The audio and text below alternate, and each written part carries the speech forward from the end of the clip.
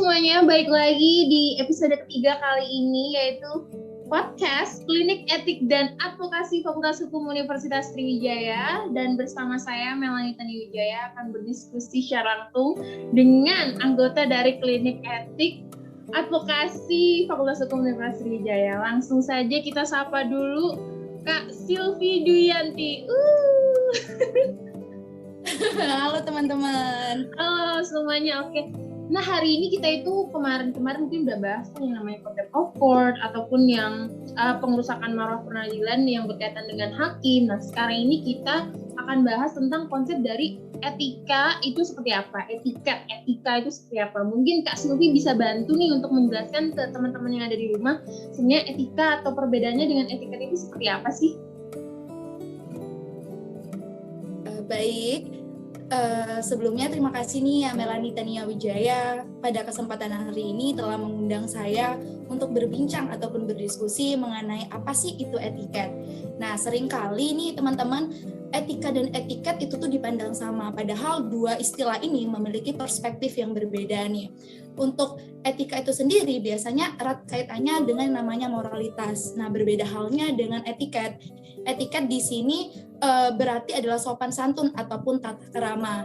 Untuk perbedaan, apa sih perbedaan spesifik gitu ya antara etika dan etiket. Nah, untuk perbedaan spesifiknya biasanya etiket itu lebih bersifat relatif nih teman-teman. Yang artinya biasanya yang dianggap tidak sopan dalam suatu kebudayaan itu bisa saja dianggap sopan oleh kebudayaan lainnya. Sedangkan bertolak belakang dengan etika. Etika di sini lebih bersifat absolut. Nah, selain itu juga, jika kita berbicara mengenai etika nih teman-teman, kita hanya memandang manusia itu dari segi lahiriah saja. Sedangkan etika itu menyangkut yang namanya manusia dari segi dalam. Selain itu juga, etiket hanya berlaku dalam suatu pergaulan bila tidak ada orang yang lain atau bila tidak ada orang lain yang hadir ya, atau tidak ada saksi mata gitu. Etiket tidak berlaku. Namun berbeda halnya dengan etika yang selalu berlaku. Kalau tidak ada orang lain yang hadir ataupun tidak adanya saksi mata, etika ini tetap bergantung pada hadir tidaknya orang itu. Selain itu juga etiket ini menyangkut suatu atau tata cara manusia dalam berperilaku di sekitarnya, seperti itu Melanie kurang lebih. Nah, berarti mungkin kita bisa simpulkan ya, kalau misalnya etiket itu lebih kepada relatif ya, Kak Sylvia, dan kalau etiket itu absolut. Itu mungkin perbedaan yang paling jelas ya. Nah, kalau boleh tahu manfaatnya itu kayak gimana sih Kak sebenarnya? Karena kita tuh kan klinik etik dan advokasi ini harus benar-benar memberitahukan dan menginformasikan gitu ke teman-teman semuanya. Ya, benar banget nih. Lanjut itu mengenai manfaat etiket. Tadi kan pengertian daripada etiket itu mengenai sopan santun ya, ataupun tata krama manusia dalam bertingkah laku. Tentu manfaat etiket itu sendiri adalah jika kita nih ya teman-teman, misalnya kita memiliki etiket yang baik kepada teman kita, misalnya Silvi sama Melanie. Tentu ketika Silvi itu beretiket sopan kepada Melanie, maka itu dapat memupuk rasa persahabatan di antara kita berdua. Selain itu juga etiket ini dapat menyenangkan dan memuaskan orang lain karena sikap ataupun tata krama kita yang terlihat sopan gitu, dan juga dapat menjaga relasi dengan orang lain. Pastinya ya, orang yang memiliki etiket yang baik itu pasti dapat memberikan relasi yang lebih banyak kepada orang lain, dan kita juga dapat lebih dihormati oleh orang lain karena kita memiliki etiket yang baik. Mungkin itu untuk manfaat daripada etiket Melanie. Nah, itu kita udah tahu nih kayak pengertiannya, perbedaannya etika sama etiket itu seperti apa. Udah dikasih tahu juga manfaatnya. Nah, kalau misalnya contoh dalam kehidupan sehari-hari itu gimana sih sebenarnya Kak Silvi? Boleh mungkin kita diskusiin bareng-bareng. Oke, kalau mengenai contoh etiket pada kehidupan sehari-hari ya, kita coba korelasikan nih dengan pandemi COVID-19 saat ini. Tentu gimana sih etiket kita kepada dosen ataupun kepada orang yang lebih tua daripada kita. Kita mengambil contoh Silvi nih sebagai mahasiswa ya, salah satu mahasiswa Fakultas Hukum Unsri. Ketika bagaimana Silvi untuk beretiket kepada dosen itu adalah harus mempertimbangkan kondisi saat berbicara, kondisi dan waktu. Karena sebisa mungkin hindari waktu yang dapat mengganggu pekerjaan atau waktu istirahat dosen tersebut. Yang kedua adalah berbicara dengan sopan tentunya.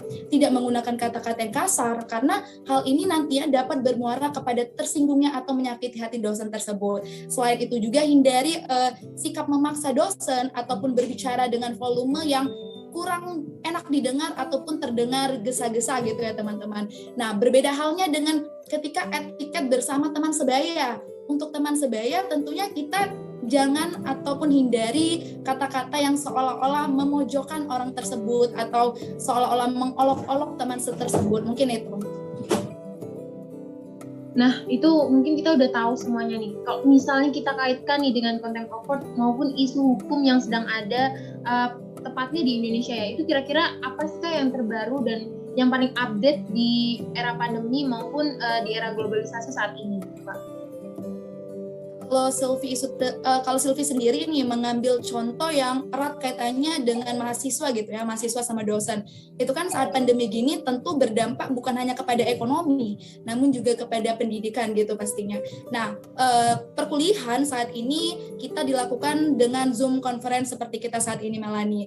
Dan dosen pun mengajar mahasiswa melalui Zoom kayak gitu kan. Namun seringkali terjadi nih suatu ataupun etiket yang buruk dilakukan mahasiswa, seperti halnya adalah saat dosen menjelaskan mahasiswa makan, ataupun saat dosen menjelaskan mahasiswa malah berbicara dengan lawan di sebelahnya kayak gitu kan.